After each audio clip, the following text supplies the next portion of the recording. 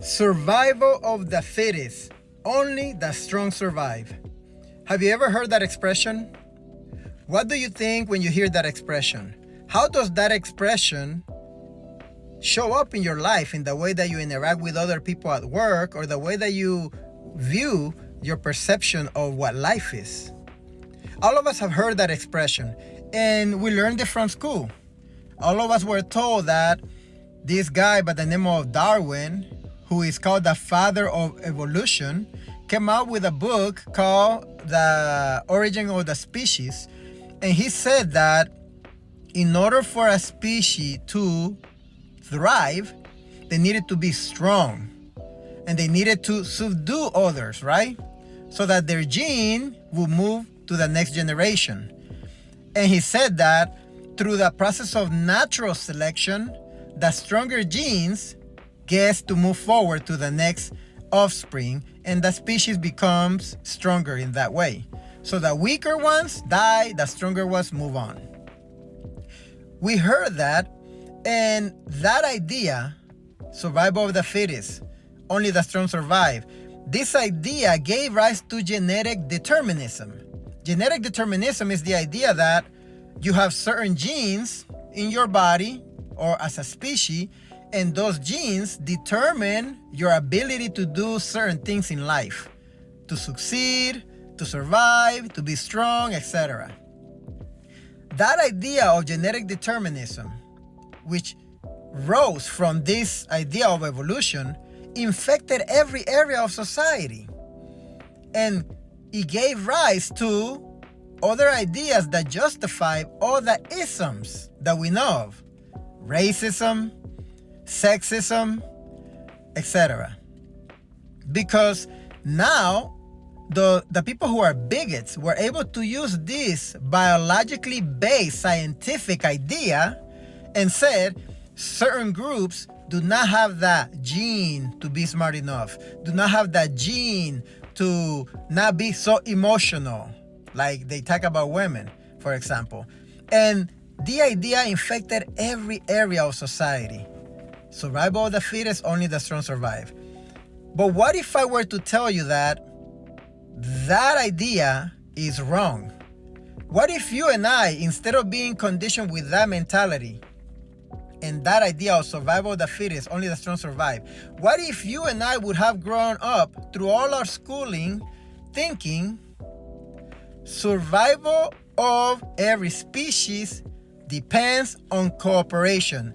Only those who cooperate survive.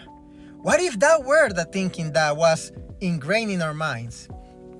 How would you see yourself in your interactions with people at work and everywhere that you go, if you were thinking that cooperation is necessary to thrive instead of surviving?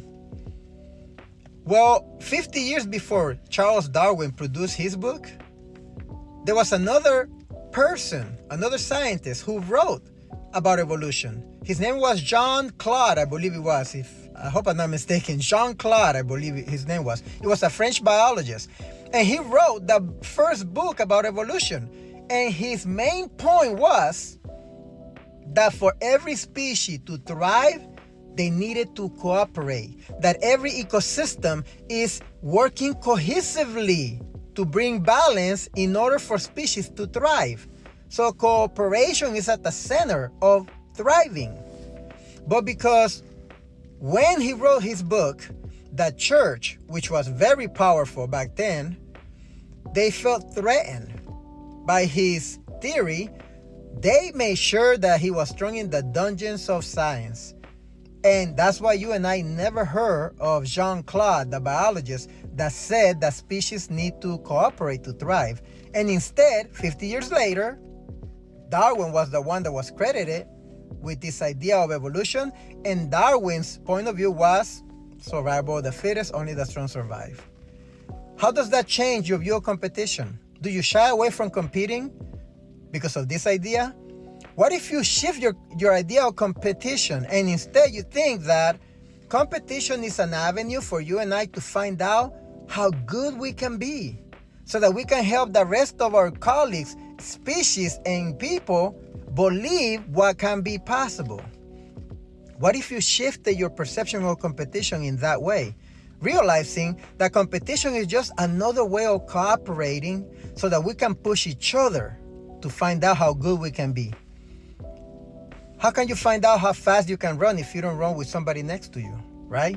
You see how everything shifts? You see how everything can change if you change your perception of what competition is based on this theory of evolution? If you want to learn more about stuff like that and many other concepts, download our coaching app. That is one of the lessons in the coaching app. ConfidenceBuilderbyYenesis. It's in the Apple Store or Google Play. Personal development is about you fine-tuning your thinking, fine-tuning your perception so that you can create perceptions that serve you to take action in the world. Leadership, public speaking, mindset, etc., entrepreneurship, you name it.